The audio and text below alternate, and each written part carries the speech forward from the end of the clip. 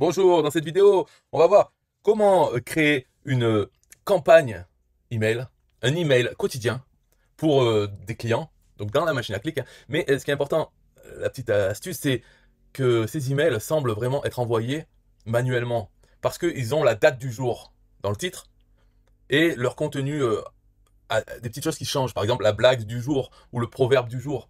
Et donc chaque jour, à une heure précise, les gens reçoivent cet email avec la date du jour, comme s'il avait été envoyé en newsletter dans le système IO, hein. Alors, bon, il n'y a pas vraiment, j'ai pas préparé cette vidéo, donc elle n'est pas logique, bien structurée, mais c'est pour la machine à clic. Donc là, c'est mon produit. Dedans, il y a des gens qui sont des prospects, parce que quand ils sont intéressés, ils appuient voilà, sur le bouton, ça leur demande leur adresse email, ajouter au panier, hop, ils se retrouvent après sur une page qui leur donne le choix de, par exemple, ça 7 euros par mois pendant un an. La page d'après, ça leur dit, oui, mais si vous voulez un deuxième lien, c'est pour 10 euros par mois. Ou si vous voulez 5 liens, c'est 27 euros par mois. Donc choisissez lequel vous voulez. Là, s'ils choisissent, ils vont vers le bon de commande, un TPE. Mais voilà, s'ils ne choisissent pas ou s'ils ne payent pas sur le bon de commande, un TPE, ils restent des prospects parce qu'ils ont déjà rentré leur adresse email.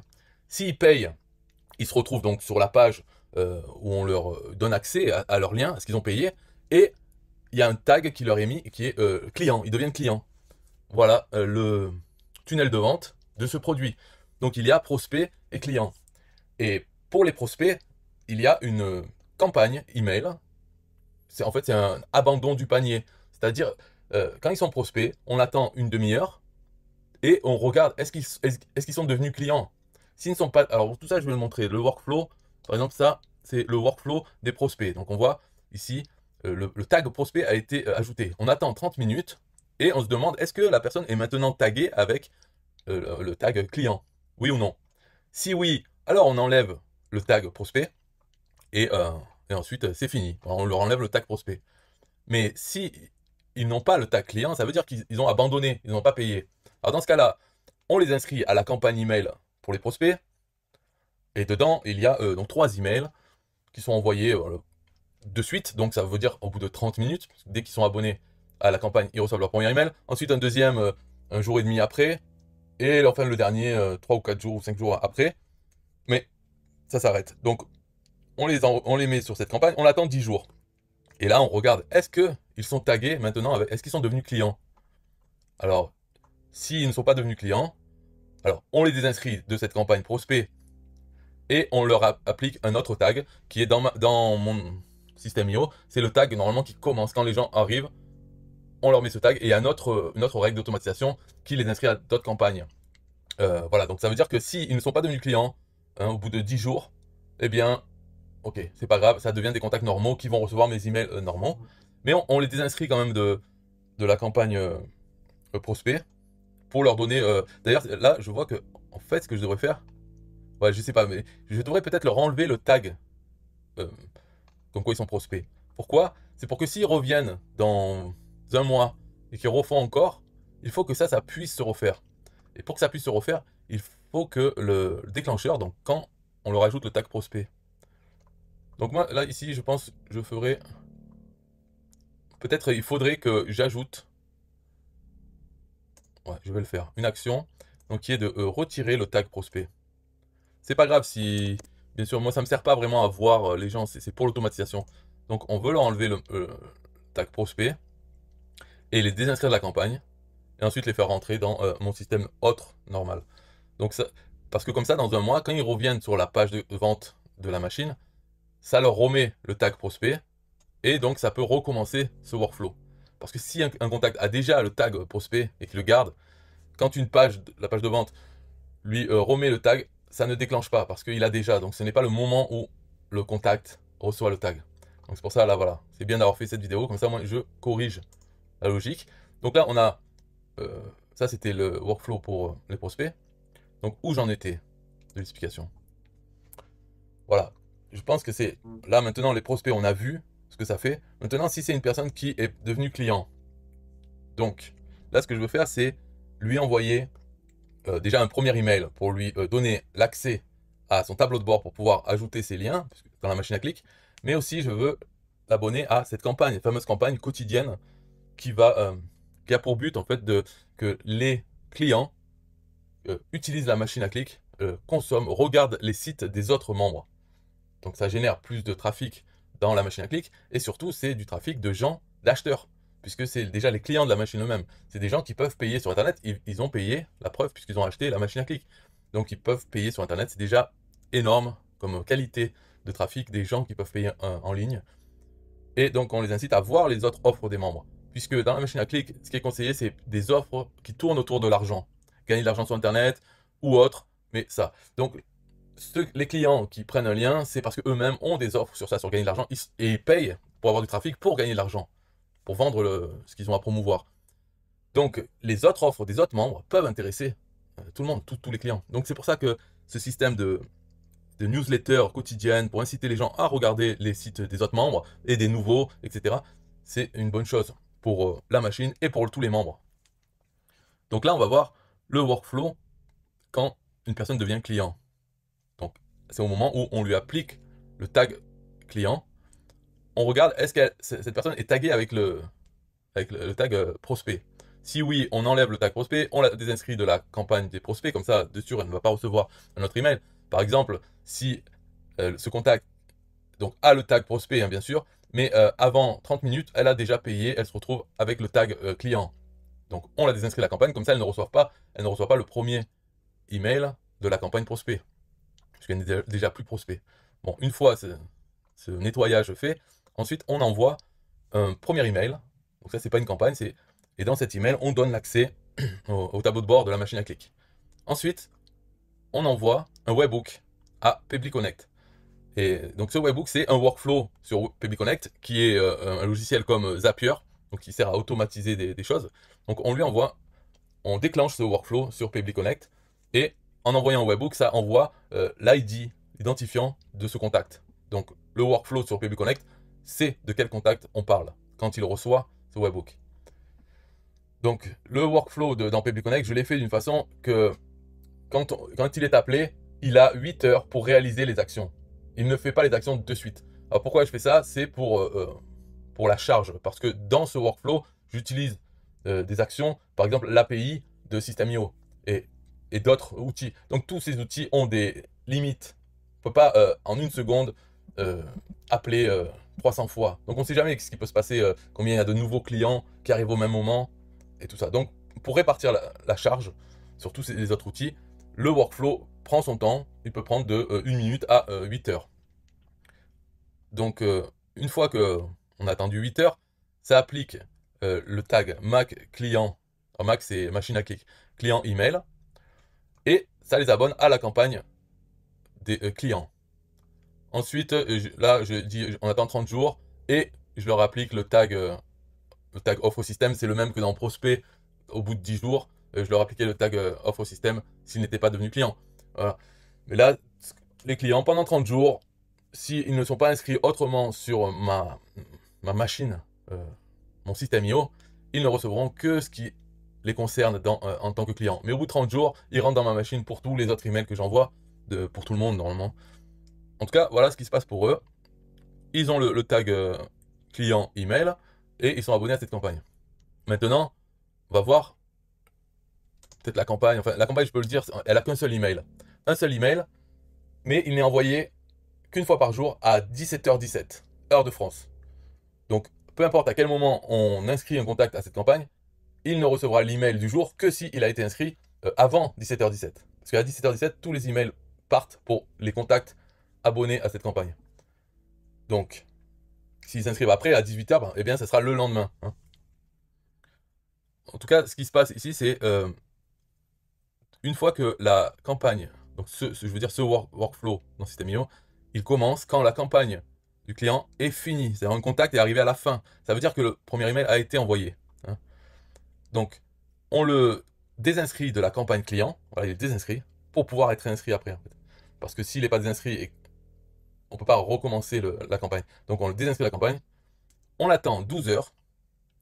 Et ensuite, on fait un test. Alors tout ça, oui, pourquoi tout à l'heure attendre 8 heures et là 12 heures? C'est vraiment par rapport à l'heure à laquelle il est envoyé. C'est dans mon cas, c'est 17h17. Donc si on attend 12 heures, on va se retrouver à 5h17.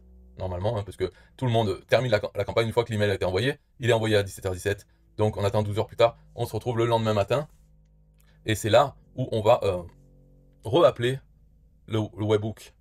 Donc, re-appeler le workflow dans Public Connect, qui lui prend 8 heures au maximum pour faire son travail. Hein. Donc, on a 12 heures plus 8 heures égale 20 heures. Ce qui fait que tout sera terminé avant qu'on soit le lendemain à 17h17. Hein, c'est pour ça que j'ai fait comme ça. 12 heures, c'est pour se retrouver le lendemain. Ensuite, mais assez tôt pour que les 8 heures maximum du workflow de Public Connect aient eu le temps de se finir avant qu'on soit encore 17h17 le lendemain. Donc là, il y a un test, c'est est-ce que cette personne est taguée avec le tag client et avec le tag client email. Donc ça, j'ai fait ça, c'est pour avoir une possibilité d'enlever des gens de cette boucle sans leur en retirer le tag client. Je peux simplement leur retirer le tag client email et ils ne recevront plus les emails de la campagne. Parce que ici, si le contact n'est pas tagué avec les deux, on ne la réinscrit pas. Si c'est non, ici, on se retrouve à la fin, il ne s'est rien passé, donc ils ne sont pas réinscrits dans la campagne. Par contre, s'ils ont bien les deux, alors on envoie un webhook à Public Connect qui lui va faire son travail que je vais montrer tout à l'heure. On attend 5 minutes, on l'inscrit à la campagne client. Donc il est réinscrit à la campagne client, prêt à recevoir le prochain email à 17h17. Voilà. Donc en faisant comme ça, une seule campagne. Donc là, je peux montrer maintenant la campagne du client. Elle est comme ça, elle a un seul email qui est configuré pour partir à 17h17. La campagne des prospects, on a le premier email qui part de suite dès qu'on est inscrit, donc au bout de 30 minutes en fait, puisque dans le workflow on attend 30 minutes. Et ensuite, 1 jour et 11 heures après le premier, on envoie un. Et ensuite, 3 jours et 12 heures après le deuxième, on envoie le dernier. Ça, c'est des emails qui renvoient sur la page où ils ont le choix quel mode de paiement ils veulent et pour aller sur le bon de commande 1 TPE. Mais la campagne du client, là, on a un seul email qui est comme ça. Donc, on voit sur la droite, est-ce que c'est marqué? Voilà, la droite ici, le temps auquel cet email devrait être envoyé à 17h17. Voilà. Donc, il y a tout ce texte. C'est toujours le même texte. Ça, cette image, elle est différente parce qu'elle est modifiée par ailleurs. Hein. J'ai donné l'URL de l'image, le lien, mais l'image elle-même change. Et le lien, quand on clique dessus, aussi va au lien qui correspond à l'image. Tout ça, c'est géré automatiquement par ailleurs. C'est pas avec System.io. Mais l'image et le lien sont mis dans l'email et sont mis à jour automatiquement. Ensuite, on peut voir, ceux qui ont l'œil, on peut voir qu'il y a des substituts, donc des champs personnalisés. En plus, c'est Mac Text et Mac Date. Donc Mac Date s'en sert par exemple dans le sujet. C'est là où il y aura la date du jour. Et Mac Text dans la preview et aussi dans le texte. Enfin, dans l'email, il y est aussi, par exemple ici, voilà, le bon mot du jour, Mac Date et Mac Text. Voilà, donc ça permet, Mac Text, ça sera des proverbes, des choses. Je peux montrer d'où ça vient, c'est que j'ai fait un Google Sheet, donc un tableur, où je me suis mis ici 8000 proverbes, toutes sortes, voilà. Et donc, alors là, je regarde où on en était, donc ça ici, ça envoie. Là, je pense qu'il me reste juste à vous montrer l'automatisation dans Public Connect. Donc, ce qui peut être fait avec, ça serait celui-là, voilà. Ok, donc ici, on est sur Public Connect. Ça, c'est le déclencheur. Le déclencheur, c'est un webhook. Donc, qui reçoit les informations du contact. Ensuite, ce que je fais ici, je prends un nombre au hasard. Donc, c'est le nombre de minutes, de 1 minute à 8 heures maximum. Et avec ce nombre au hasard, on attend, première chose, on attend ce nombre de minutes.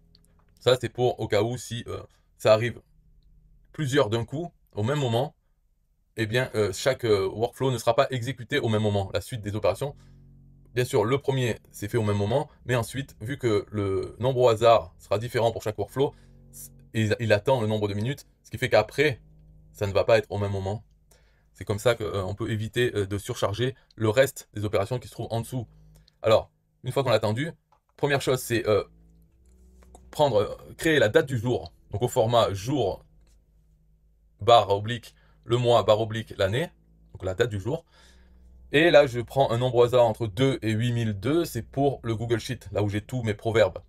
Donc on prend un nombre au hasard, et ensuite on va prendre dans Google Sheet la ligne qui correspond au nombre au hasard, pour prendre le proverbe au hasard. Donc on a la date du jour et le proverbe au hasard, et ici, on utilise l'API System.io pour mettre à jour les champs personnalisés du contact, MacDate avec la date du jour et MacText avec le proverbe du jour. Donc ce qui fait que, voilà, ça fait ça. Donc ça fait que l'email dans la campagne, il est envoyé à tous les contacts. Pour tous les contacts, ça sera la même date, puisque c'est la date du jour, mais le texte sera différent, puisque à chaque fois que le workflow est exécuté pour chaque contact, il va prendre un nombre au hasard dans le Google Sheet. Donc il va prendre un proverbe au hasard qu'il va mettre dans le champ personnalisé du contact. Et ensuite, dans l'email de la campagne client, on demande d'afficher le champ personnalisé de chaque contact. Donc le proverbe est différent. On dit c'est le mot du jour, le bon mot du jour, mais en fait, il n'y a pas un mot du jour par jour, c'est par contact. Ça change et c'est au hasard. Mais comme il y en a 8000, il y a peu de chances que un contact ait deux jours de suite le même, puisque ce workflow est exécuté chaque jour pour chaque contact, donc il y aura la date qui sera différente, et le proverbe aussi, grande chance qu'il soit différent, pour tomber 2 fois sur le même. Sur 8000, ça fait peu de chance, mais ça peut arriver, mais ce n'est pas grave. Ça sert en fait que chaque jour, quand l'email est envoyé, eh bien, il est un peu différent. Pour chaque contact, il y a au moins cette ligne qui est différente. Voilà, je pense que c'est fini pour la vidéo. C'était pas clair. Je sais pas, après, il faut savoir si vous voulez savoir des choses, des questions. Alors, maintenant la vidéo est finie, mais vous pouvez le poser dans les commentaires de la vidéo, bien sûr. Mais est-ce qu'il y aurait mieux à faire? Là, par exemple, si on peut prendre déjà le Pebly Connect, est-ce qu'on a besoin d'utiliser Pebly Connect? Tout ça pourrait être fait par un script PHP.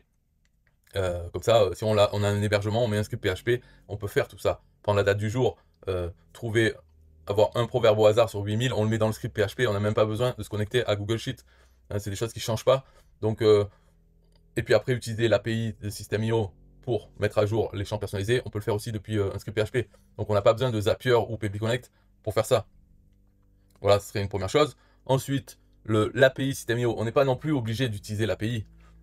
On peut utiliser, si on se crée un formulaire dans System.io avec l'email, le champ personnalisé date, le champ personnalisé MacText.